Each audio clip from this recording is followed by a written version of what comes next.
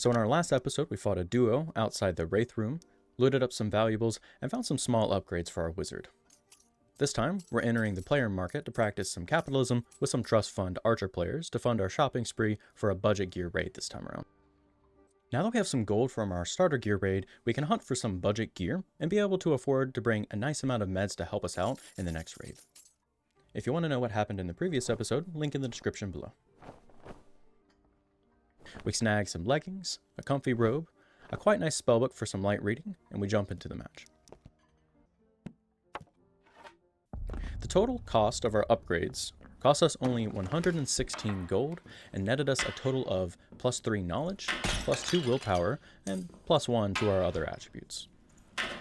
We make our way west in the direction of the boss room, as the area is normally a hotspot for player combat, and the hallways to our southeast are laden with frustrating traps that I just typically don't want to deal with. We test out our new gear on the Skeleton Mage and it feels great, as the increase in damage and that 15% extra cast speed just makes our magic missile much smoother. As always, we meditate to stay topped off and grab every lootable as we push further in to make sure that we're making money back on the gear that we invested in.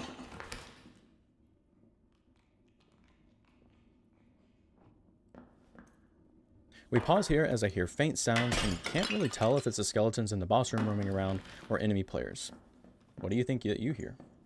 When it comes to loot, we always want to prioritize just filling our inventories with loot as we find it, and then prioritizing higher gold per slot items as it starts to get cramped. I have a video covering this concept in more detail below, but the main premise is just to divide the gold value of an item by the number of slots it takes up, just to make sure that we maximize our profits. I noticed that there's an open chest and a door that looked like it was a new spawn, so we're on high alert for possible stealth rogue and hiding.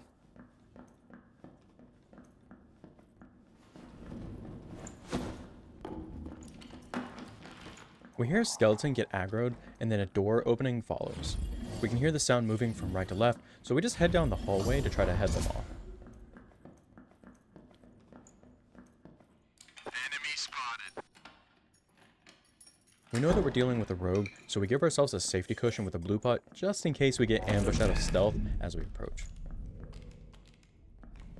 We pause for a moment to listen out for audio cues, and we hear footsteps moving on the other side of the wall, so for now we know that we're safe to clear the skeleton and not get hit in the back.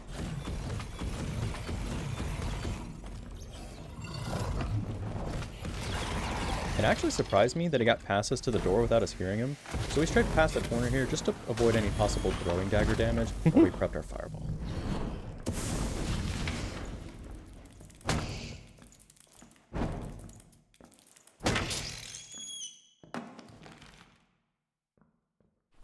We hear multiple sets of footsteps, so we know that it's a group.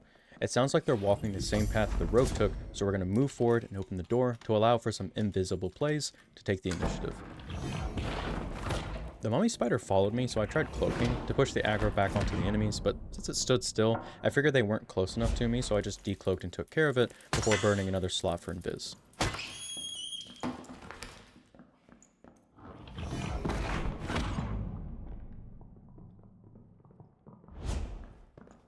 We analyze the situation while cloaked, and when we don't land a direct hit with fireball, we sheath our book and backpedal just a bit to maintain space, and then they end up shutting the door, so we are able to get a blue pot off and then re-engage.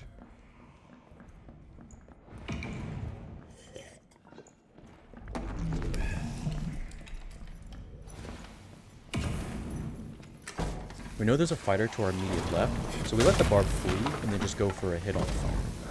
We back up to try to use the door frame to protect us, and we switch to magic missile as we exhausted fireball already.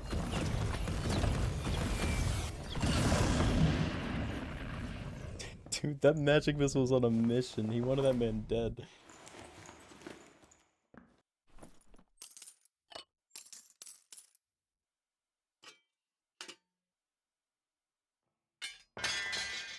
The zone was pushing us north, so we quickly grabbed what we could, and it wasn't long before we heard someone else.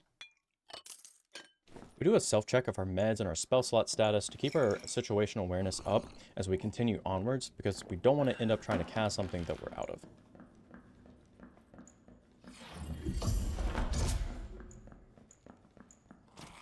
We hear a shot go off and we just immediately push Prepping Fireball, and then switch right after since we checked it earlier, and then hug the wall to cut off an easy angle for the Ranger as we push with Magic Missile.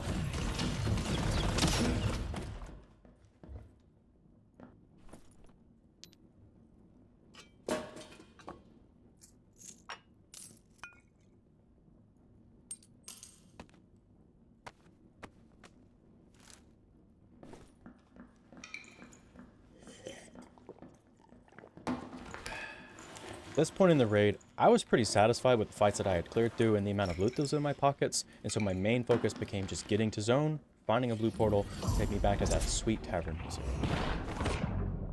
We only have 2 shots of fireball, so I cloaked to get safely out of the boss room to try to buy some time for another meditate, because running into a possible 3-man in an open room doesn't really have high odds of success.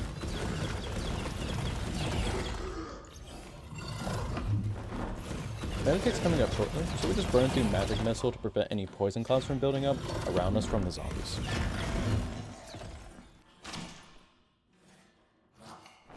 We grab these leggings over the body armor as it has more stats that we actually care about. If you're curious about learning more about stats or just wizard info in general, I have a detailed wizard guide linked in the description below.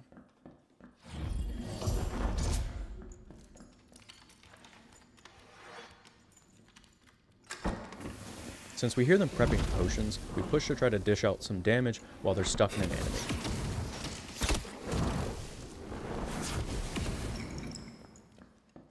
We know they're both hurting from the fire burning them, so we take a step to cycle our buffs and then we reposition.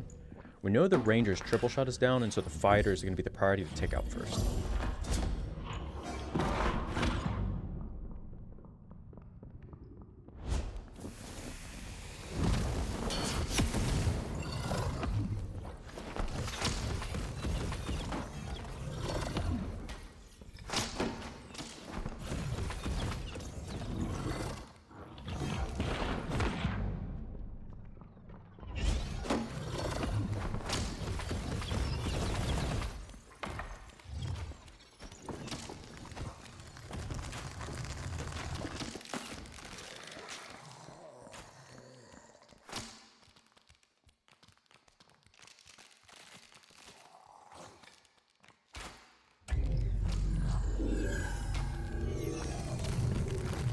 Whew.